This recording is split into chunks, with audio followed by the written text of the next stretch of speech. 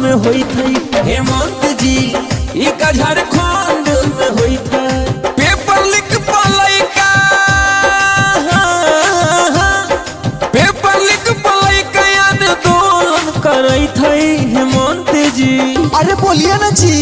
हेमंत जी ई का झारखंड में होई थई हेमंत जी ई का झारखंड में होई था। बताइए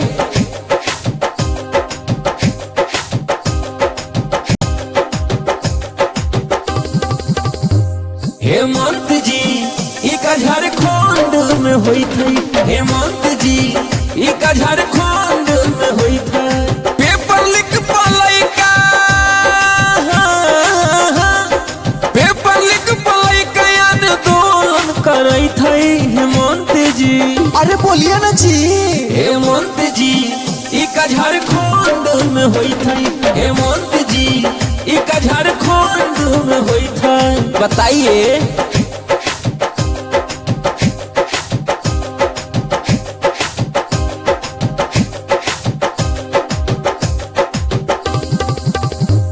हेमंत जी ई का झारखंड में होई थई हेमंत जी ई का झारखंड में होई था।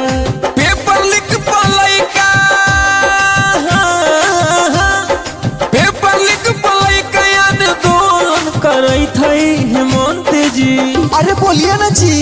हेमंत जी ई का झारखंड में होई थई हेमंत जी ई का झारखंड में होई था।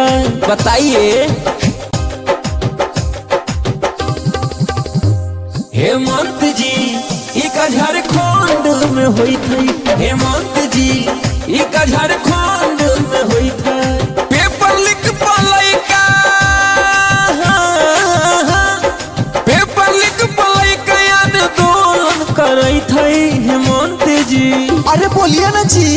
हेमंत जी ई का झारखंड में होई थई हेमंत जी ई का झारखंड में होई था। बताइए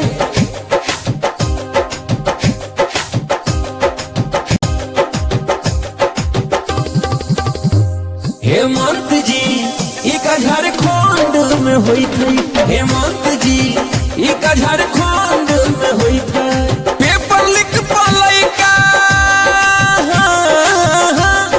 पेपर लीक पलई का आंदोलन करई थई हेमंत जी। अरे बोलिए ना जी।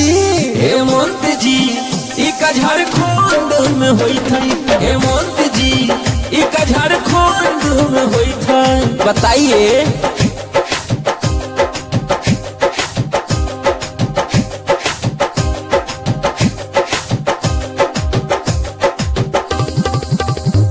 हेमंत जी ई का झारखंड में होई थई हेमंत जी ई का झारखंड में होई था।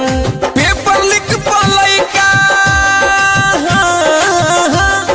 पेपर लीक पलई का आंदोलन करई थई हेमंत जी। अरे बोलिए ना जी। हेमंत जी ई का झारखंड में होई थई हेमंत जी ई का झारखंड में होई था। बताइए